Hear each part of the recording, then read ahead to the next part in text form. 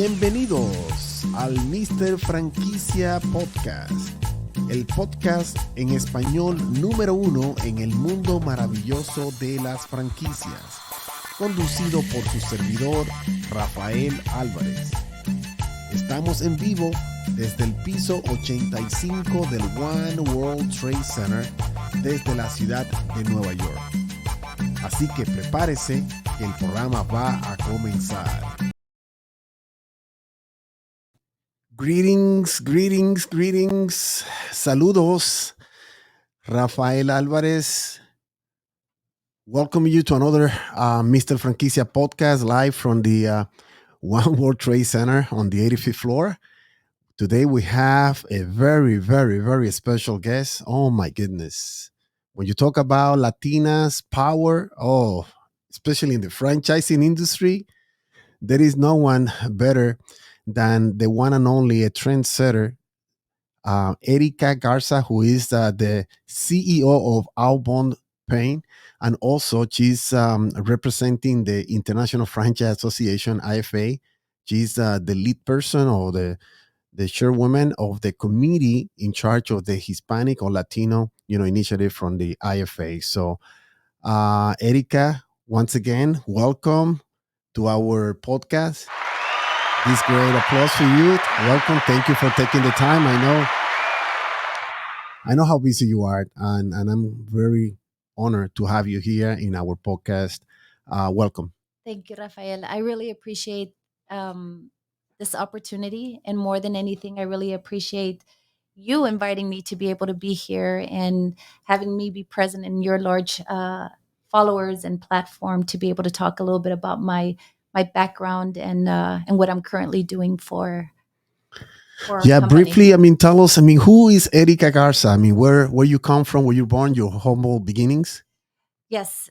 So, I was born and raised in a border town. And so I'm very proud to say I am from a border town, Laredo, Texas, which is the border town of Nuevo Laredo, Tamaulipas. So I always consider myself very blessed to be able to be both parts of the world. My parents, both of them are Mexican descent. I have a blended family. I've got one son, 2 daughters. I was very fortunate to have another opportunity 14 years later. And my background, quite honestly, I think it's a little unorthodox in terms of where I'm at. My background in terms of school is I consider myself a very self-taught individual. Mm-hmm. I consider myself having a background of going to school to study design and art. Wow. I come from a background of entrepreneurs where my mother, to this day, at 75 years old, is a designer. I come from entrepreneurs that had construction businesses that supported, from both borders, from Mexico into the U.S. Mm-hmm. So as a very young age, I think I had a very strong vision, probably not to be where I'm at today, especially in the world of franchising, and we'll get to that.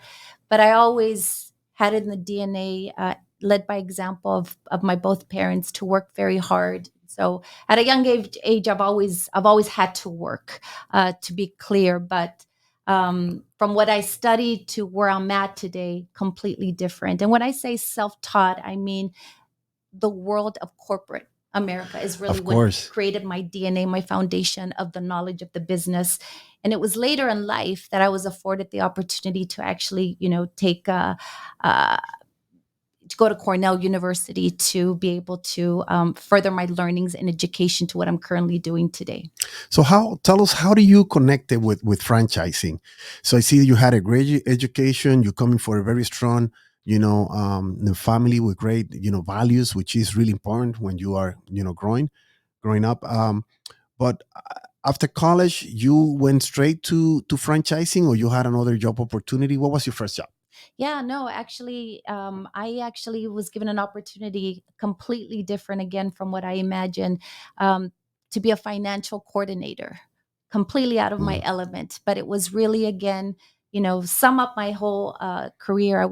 You're going to hear me use the word opportunity a lot. That's what I kind of describe my whole trajectory to be, opportunity. So, I was given an opportunity to be a financial coordinator in the financial industry, where somebody invested in me for Series 6 and different financial series and different exams. And as great as the opportunity was, I still could not see myself in that career path.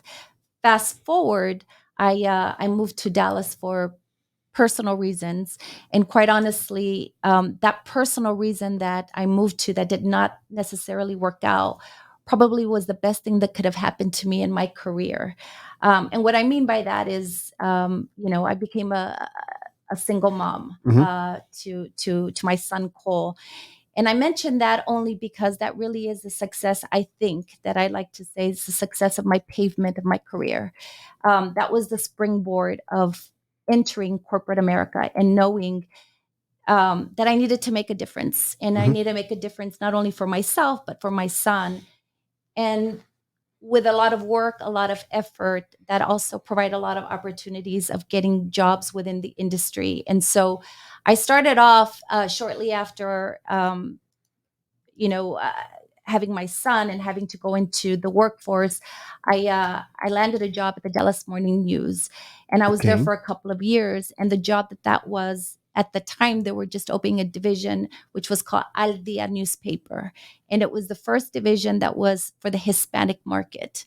And naturally, I guess I was a fit, obviously being Latina, but there was a little bit more to that. You needed more skills than just How being a long? How long you Latina. were there? How long you were I there? was there for Shortly. about 7 years. 7 years. I was there for quite some time, Okay. and that really opened the doors for me in terms of um, meeting franchisees, meeting people within the industry, sales, entrepreneurs, but more than anything, really getting familiar with entrepreneurs in the Hispanic market. Hmm. So that was great for me. From there, I was recruited to go work for 7-Eleven corporation, and there as well, they were just forming a team, what they called franchise recruitment, which was providing opportunities of franchising to candidates. That was my education to franchising. Wow. So you started working with what, the second, I guess, largest franchise company in the world. I mean, putting McDonald's at number one because they are the one that generate the most income, and 7-Eleven second. So you started working with one of the premier brands, I guess, in the world. Yeah, I actually would say that, at least upon my eyes in the franchising world, I tend to separate sometimes into categories. And when I look at 7-Eleven, I look at them as the number one C store in the industry in terms of franchising from a global level. So yes, I had the opportunity to be the third new hire in that division. And your role was, what were you doing there? So I actually was recruiting for new franchisees to come into Great. the system. And I have to tell you, Rafael, I fell in love with the industry because of that particular Yeah. Yeah. role and because of that opportunity. It taught me all the trades. It taught me, um, I think, the most valuable thing, in addition to bringing in business into a business, was really providing opportunities that people were coming in from different countries Hmm. and wanting to achieve the American dream and wanting to know how they can make a difference here. And you and I know this very well. The majority that come to make a difference and want to achieve the American dream, you typically get here probably with a strong education back in your Hmm. country Hmm. and probably very, with a very different lifestyle. But when you get here to this great country, if you do not have credit, building credit, if you do not have any kind of foundation, you start from scratch.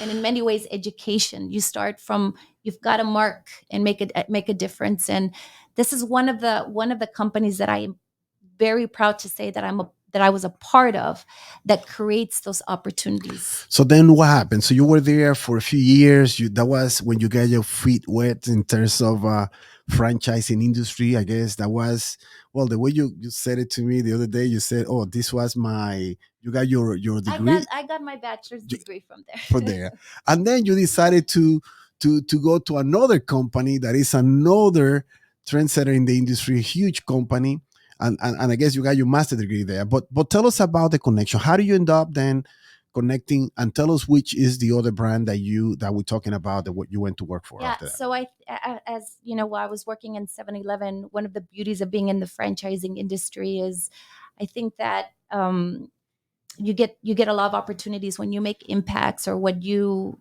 are good in terms of recruiting or sales. Franchisors want to grow their business. So one of the opportunities that I got that was also life changing for me was to go work for Boston Pizza, but specifically for Boston Pizza International Mexico. And I had the opportunity to be the director of international development for the Mexican market. Great. And that was great exposure for me. It was Of almost course. taking me back to my roots, but it was great exposure to be able to grow markets in different territories. I was there for a couple of years. In terms of my career, very, very life experiencing in a very good way. But also, I will say that of that opportunity for the Latino Symposium that you and I have been a Mhm. part of, I was invited to be a guest. And again, that is really just stumbling upon an opportunity that was there for me. I was part of a panelist. And interesting enough, I was there to talk on the topic of how to enter the space in international markets. How do you take your US franchise brand into international markets? From there, to my surprise, to my pleasant surprise, shortly after that, um, I was contacted by my predecessor at Pizza Hut. He was actually going to go become a franchisee for the brand, and there was an opportunity for me to come in and take this role. I'll be very honest with you. I think Yum is one of the best brands that you can leap into a career, but I think imposter syndrome did kick in for me. And what I mean by that is, at the time, you start thinking about as much experience that you have, at least you think you have, you start thinking about, why don't I have a master's in this?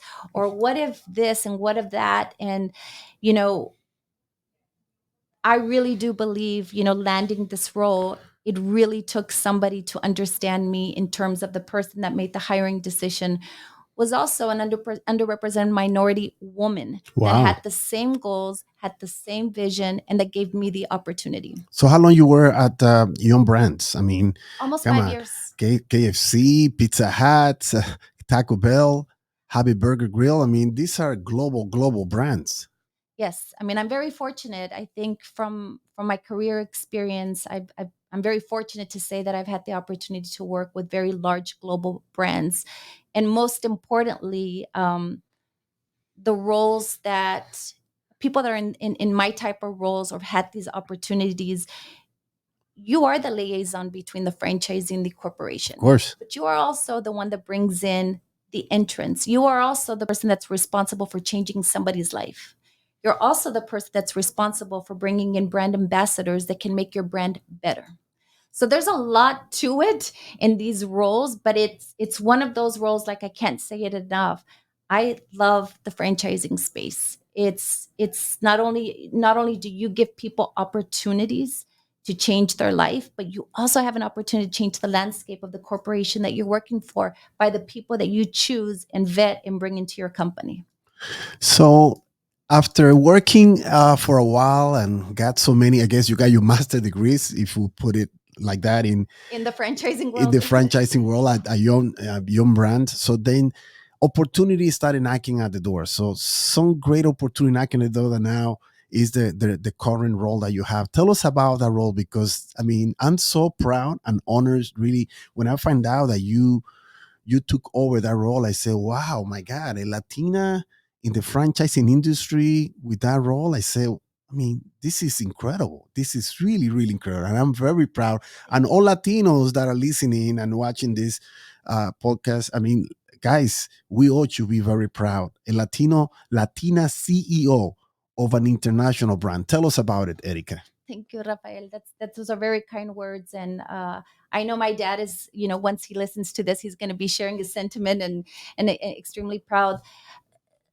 Listen, I have to say, and it's important that I share this message. Um, as a Latina woman, and Latino overall, there's always opportunities that knock. And I think in the franchising space, again, if you've been able to produce results, if you have been able to create relationships, because really the franchising world, it really is about relationships. It's about how you grow brands and how do you change people's lives. And I think that if you have those recipes and you're able to, like, fully bake it, this is probably the career journey where your life can actually change into a different role. At least that has been my experience. I truly believe that. But it really is what you do for people. And in my particular case, in franchising, I've always been I have been afforded the opportunity to build relationships, to take care of not only the candidates, to prepare them, but really genuinely invest to make sure that they can be able to come into a franchisor system. And when you change people's life, I do strongly believe that you mark something very special for them. Mhm. And at least for me, I've always been very fortunate of having franchisees continue partnerships. Some franchisees, I'd like to even say they have translated into family for me and my family. But it's really great when they're able to call you for advice if they're looking for another brand or what direction they should take. In my case, this is how I landed this job. Wow. So what is the name of the company? What is the job that we're talking about so people really get a clear picture? So the organization that acquired Obam Pan Cafe is Ampex Brands. Okay. Ampex Brands is owned by a Yum franchisee that has a lot of businesses as well, and quite on his team. His name is Tabasa Momtas, and I will have to say that through this opportunity, it was a franchisee having had experience with me and believing in me, and quite honestly, venturing out for me and saying, hey, there's an opportunity. I think that you would be great.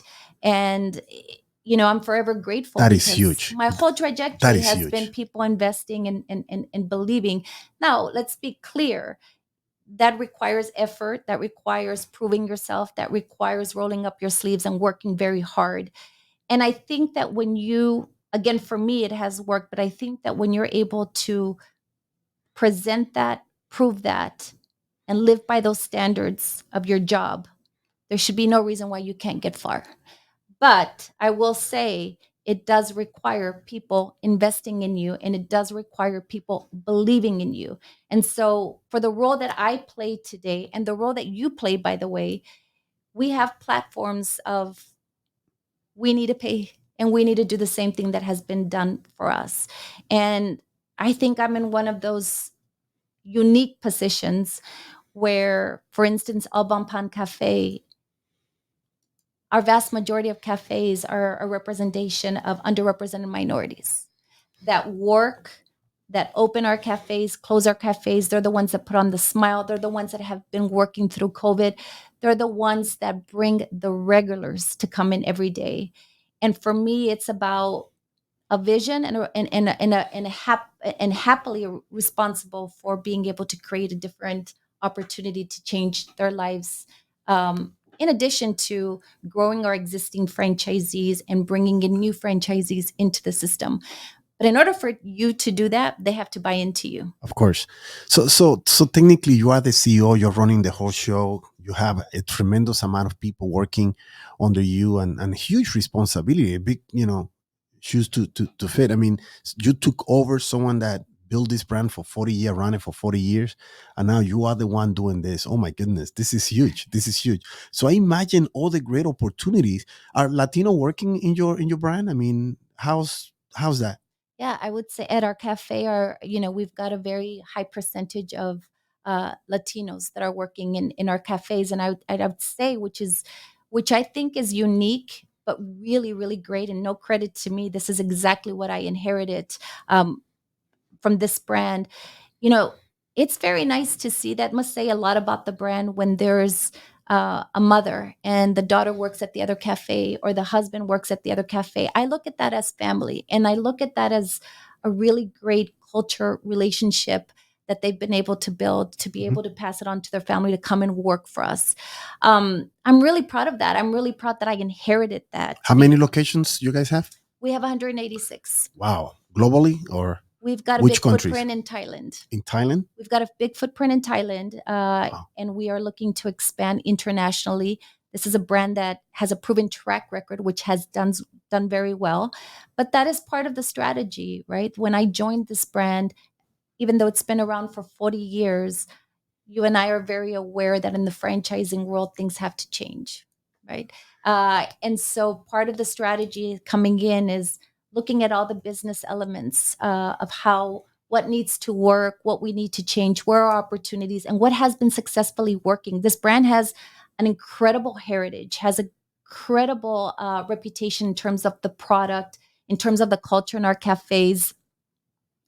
And it's just, it's just my responsibility and the team is how do we take it to the next level.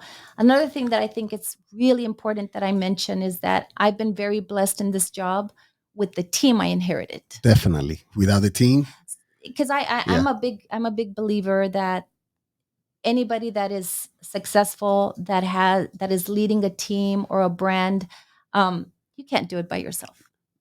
especially in the franchising industry, it has so many moving parts, right? There's so many moving parts, and it requires a really strong team, but the team needs to be aligned. Totally agree. And this team is aligned, and it's when you have that, it makes it not only easier, but it makes it feel very successful. Well, I have no doubt that whoever decided, what's his name, the franchisee, Tabasam Mamtas. he did a great pick. I mean, choosing you, I mean, it couldn't be someone better. I have no doubt that you're gonna take this company to the next level. Thank you. And not only that, for me, the most important thing is that you will be able to provide so many opportunities to so many Latinos, nationwide. That many of them that now perhaps are working in that company in the future might become franchisees. Isn't that part of your goal? That is the goal, and I cannot wait for that. And you've got priorities, and those happen to be right in the top of the list of creating these paths and opportunities. Well, I want to take the time right now to really congratulate you for your new role with the IFA, the International Franchise Association. Those of you that don't know, that is the body, the organization that is running franchising. Well, huge role, educating, promoting, really getting the word out in terms of franchising globally. Over how many brands? 3,500, 4,000 brands, part of members of the International Franchise Association. So I am very, very proud. I was very happy and excited when I found out that you has been named or you became the chairwoman or the head of the committee, or the Hispanic committee that is going to be focusing on the Latino, the Hispanic in terms of franchising. Tell us more about that and that particular role. Well, thank you. It is, as you can imagine, when that was presented to me, that opportunity, it's an honor. I mean, like you said, it is the leading franchising association from a worldwide level. So to be able to be the chairwoman in conjunction with the people that we are that want to be part of this council, it's really making a movement, and it's about making a difference. It's about time. And I can tell you that when it was announced, via different avenues, the amount of people that reached out to be a part of this, that were all Latinos, it was overwhelming, but it was also so pleasant to see. But I think it speaks volumes of how many people want to make a difference, how many people are willing and able to volunteer their time, their knowing, their tools, their resources, the best practices to make a difference, and to really create and foster an awareness of Hispanic entrepreneurs that are out there that want to know how they can franchise their businesses or how they can make a difference to communities. Because you and I have talked about this quite a bit. It's not just about the entrepreneurs. It's about the entrepreneurs creating opportunities for employment to mirror our communities and how to bring in more. But if I may say something, though, it's an honor to hear it from you talk about my appointment. But I think, and I'm going to surprise you, but I think in all fairness, it's important to share with you that, when this was talked about or when it was presented, your name came around many times. Right. Really? Your name came around many times. I'd like to say it's almost like you're a legend. And I had not met you. I had the honor of meeting you at the Latino Symposium. And I was very intrigued because I had seen your video. I had seen your emotional speech when you were given this award. Wow, I remember. And what I think for me, why I think it's important, the role that is going to be played in the IFA. I'm a strong believer that for Latinos, it's almost like it doesn't matter what education, what's your social economics, what we all need to look up to some, we all need to see that that testimony, that inspiration to say, wow, that is really great. How do I do that? How do I try that? And with you, what I love about the award that you received, and I hope that you can get into it a little bit because I probably won't do justice other than how proud I am that you received it. I got to see who were the nominees among you. Oh, really? And the nominees that were among you are, to see a Latino that actually came in and broke ground, rolled up sleeves from your background and the difference that you've made, it gives me a lot of pride to know that they selected you to give you the award. Wow. And so well deserved, by the way, so well deserved. But I think you and I know that as Latinos, we get pleasantly surprised when we are awarded, nominated, appointed. And as much as you hear people say that's a big accomplishment for us, I think because it's what we have to do every day. It's hard for us to step back and celebrate those things. And that's why we have to celebrate each other. Well, I can tell you, I has been working hard for many, many years, never expecting any type of recognition or award. So I was very surprised when I got the call from the chairwoman of the nominating committee telling me that I was gonna receive this award. And the award that we're talking about is this one, guy. I have it here as a testament that, hey, I think I have some experience in this industry. So when people hear me talking about franchising, they see what I have been able to achieve. But like I said, I never did it thinking, oh, I hope that I can get this, I hope that I can get that. But I realized it took me a while to figure it out. Why am I getting this? And until I realized how big that event was, how big the organization was, I mean, all the big players and the way the whole thing worked out, I said, wow, I think I have a huge responsibility now. It's like becoming an ambassador of the International Franchise Association to go out there and promote franchising within the Latino community, which is the way I felt. And this is what I have been doing in a way. At that time, I was the first Latino that established a franchise in my industry, and my franchise had at that time about 98% were Latinos or minority, all the franchisees, and 90% were women. So I see now why I got the recognition. But look, Ericka, the reality is this: I came to this country with nothing, with just a luggage full of a lot of dreams. And there is nothing better than to be able to achieve our American dream. So it is our mission, your mission, and my mission. I see it, and I'm saying this because I get to know you a little bit better now, and I see the way you think, and the way you really want to help Latino to embrace the franchising industry. I think it's our responsibility now to go there as a team and really promote franchising among the Latino community, because there is so many opportunities. Latino, we are entrepreneur. There is no one more than the Latinos creating jobs, creating businesses, right? Creating corporation businesses nationwide.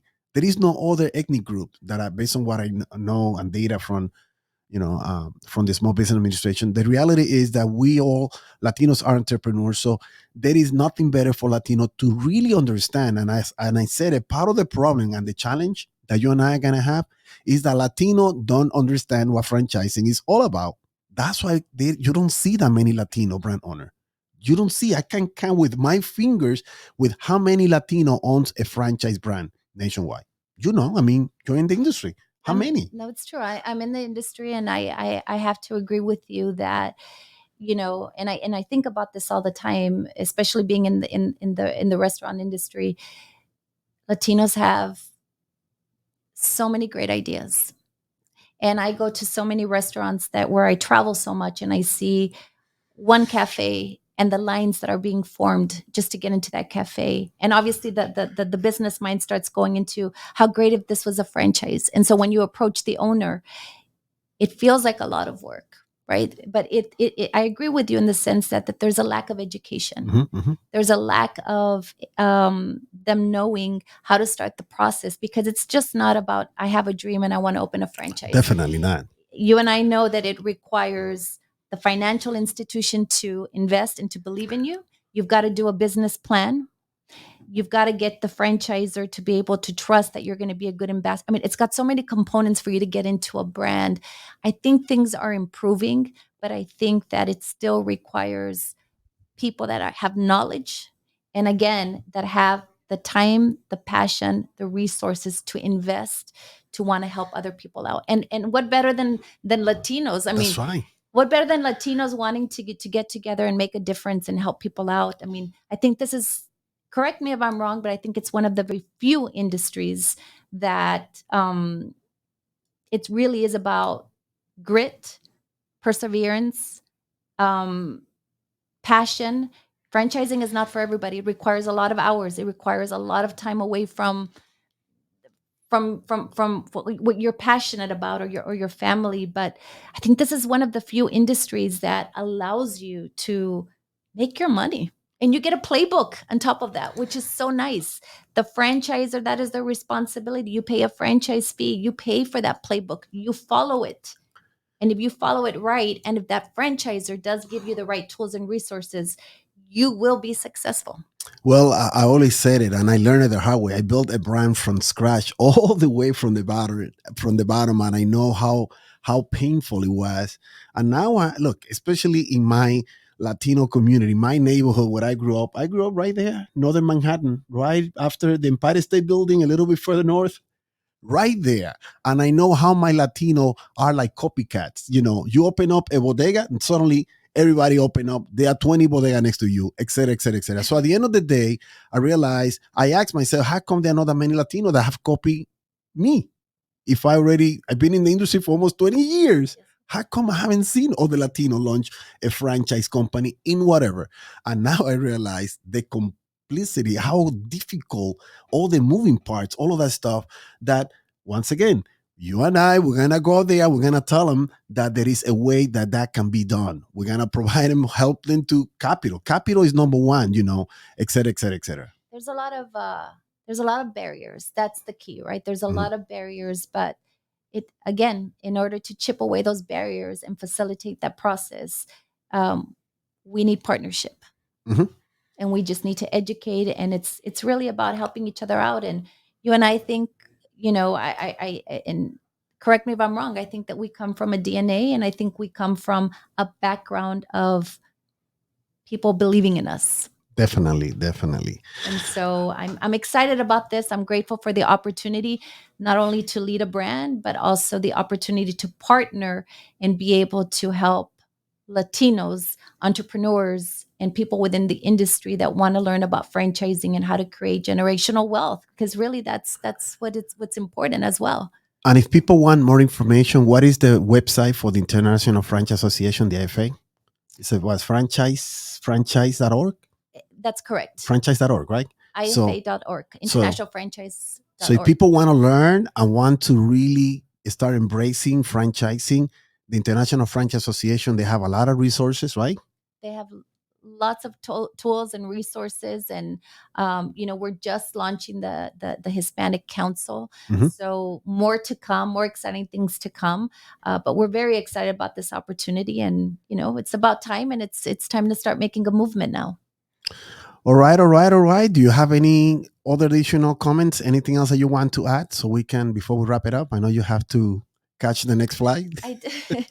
No, I just, look, I really just want to thank you for this platform, this opportunity, that you even took an interest in having a conversation with me to share with your followers my background, my interest, what brought me here, what made my structure to be able, and then most importantly, to be able to talk about Obampan and this new role with IFA. And what better with someone like you? It's this is an honor for me, and it's an honor to be speaking to your audience. So thank you so much. Well, the honor has been mine, and I said it. I mean, you are a real Latina trendsetter. Very proud, and all the Latinas that are listening, everybody, all of them should be very proud as for what you have accomplished. I mean, so, and your knowledge and everything else that you're doing. So, mi casa es tu casa. Gracias por la invitación. Cuando Igualmente, quieras. cuando So, estés en Dallas, ahí tienes tu casa. esta es tu casa. So whenever you're here in New York City, let me know if you want to come back and talk any topic. I mean, present any opportunity, promote any event. I mean, that's what we're here for. And thank you for all of our followers, all of our listeners. Don't forget to click like in our social media, all our social media platform. And Ericka Garza, once again, un abrazo fuerte, an honor to have you, and congratulations for all your accomplishment, and keep up with the great work. Thank you so much. Bye Bye, everyone.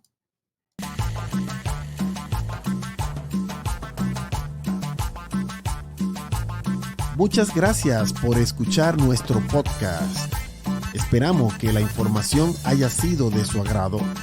Manténgase en sintonía. Síganos en todas las plataformas de social media y visite nuestra página en el internet www.misterfranquicias.com. Hasta la próxima.